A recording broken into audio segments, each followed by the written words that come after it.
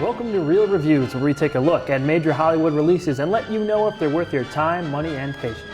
I'm your host, Walter Benasiak. Today we're changing things up and highlighting one of Governor State's very own student productions. The name of the production? A Beautiful View of Nothing. Joining us for the discussion is the cinematographer, editor, and producer of the film, Kimberly Brown. A Beautiful View of Nothing is an independent short film directed by Blake Labriola and written by author David W. Pedersen. The film was shot on a zero budget, relying on the kindness of others, peanut butter sandwiches, and inflatable mattresses. The movie follows Moses Beale, who lives in a world with a limited timeline.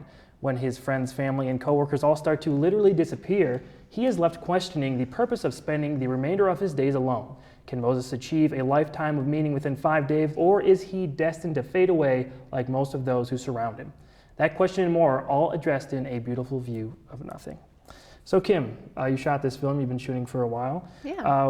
What was it like to shoot on this film, and what camera did you use and why? Well, we used a Blackmagic cinema camera, and the reason that we went with that camera is there's actually a number of reasons. One, it's affordable. Two, we could adapt a number of lenses, and then three, it's just a beautiful camera. You've got it shoots in ProRes, which means that we're able to get this great dynamic range. It's very, very, very flat, and we're able to really create a look in post in color. And so I felt like it gave us a lot of control over the way the film looked, whereas a lot of other cameras, they really compress the footage in the camera internally. And so you just don't have as much wiggle room. You don't have any information in that footage to really work with. So you can't really change the way it looks in post. Gotcha.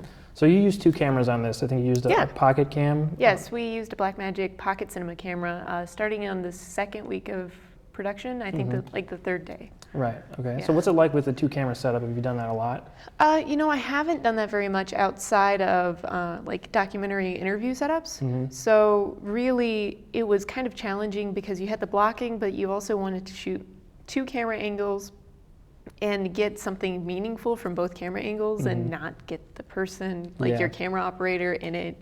And then you also had the problem with, I think on the last day we ran into issues communicating with our sound department because we weren't telling him what our frame was, and the frame was different for both. And really, I like to operate when I'm the director of photography. I really want to have as much control as possible over the image. And so you actually operated the camera some, and it's hard to find someone that I would trust to operate. And doing two cameras, I can't operate both of them at the same time, so I have to trust someone, and that's kind of hard for me to do. To let that go, huh? Yeah, it really is. So, yeah. So, compared to some of the cameras you've used before, is this the first time that you've used the Blackmagic cinema camera? No, it's actually the second production that I used Blackmagic cinema camera. The first one was Through Darkness, and we rented the camera. I really enjoyed working with it, besides the fact that it has a touch screen and it wouldn't register my hands because my hands get too cold sometimes. It was a cold shoot. It was a very cold shoot, you know. But yeah, I really like the images that came out of it, like the flexibility of the images, of the footage. And so for the price, there was no reason not to go with the cinema camera. Okay, so as I was saying before, so what was it like working with this camera as compared to some of the other cameras you've used before? Oh yeah, well, a lot of the cameras that I've used in the past, they were camcorders, or I worked with DSLRs for a long time. So back when the 5D Mark II and the D90 came out, it was a big deal, but you can't really do anything to the image in post. Like, the image is what it is. It doesn't have a lot of dynamic range, and the contrast in that image is pretty much set. So you've got artifacts and weird compression artifacts in the dark areas, and your highlights, you can't bring anything back if they're blown out. So the lack of dynamic range as compared to something like the Blackmagic cinema camera, it's just a completely different ballgame. The cinema camera gives you images that are way more cinematic, as the name would suggest. Right. So And then, of course, they're camcorders. They're great for what they're meant for, which is, a really quick turnaround. But when you want to be a little more artistic with the product that you're putting out there, you really have to use something that gives you some flexibility, like the cinema camera, or the Reds are great, or there's a number of cameras, but the most affordable that allows me to shoot would be Blackmagic's cameras. So. Cool. So you are also the editor of the film. Yes. So you got to go in and really play with your images and stuff to basically exactly what you would want it to look like in post. So what was it like, actually shooting it and editing it? Well, I think that cinematographers really need to look at their footage, especially beginning cinematographers. They need to know what they're shooting, what gets cut, and what's actually working in the edit. So I found that to be really useful because the last short film I shot, I just shot it. I didn't edit it.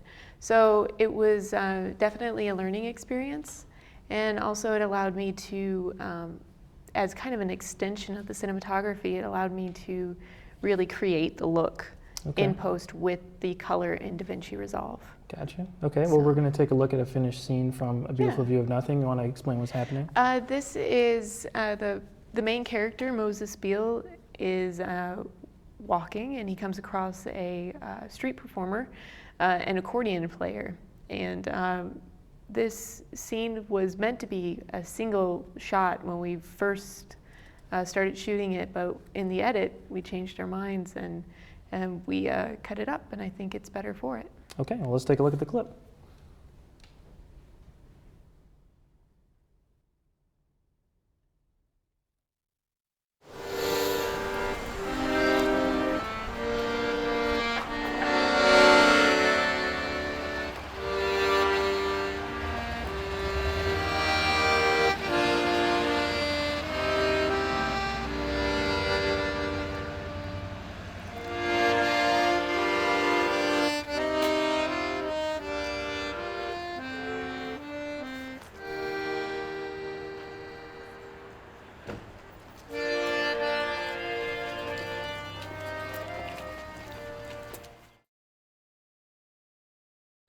Since you also edited this, what were some of the challenges of post-production in general?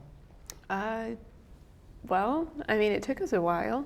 The biggest challenge, I think, was actually in the audio, which I helped with cleaning up some of the audio. Dave did a majority of it, and it was, that was the most difficult part, because we shot in a diner that was still running. Like, it wasn't after hours, it was open for business.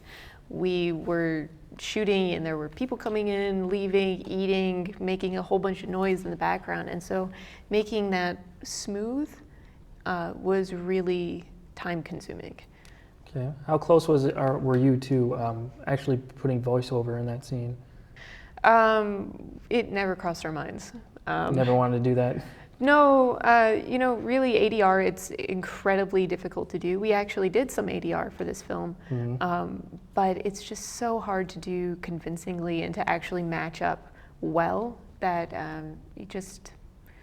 it was not a challenge that we wanted to take on, and it just doesn't sound natural. If you do ADR with the kind of recording that we were doing, it seems like we'd have to do it for the entire thing. We couldn't just do it and make it sound right for a single clip, just because it's not within our capabilities with what we had. So. Okay, we're gonna wrap things up here real quick. One question, one answer.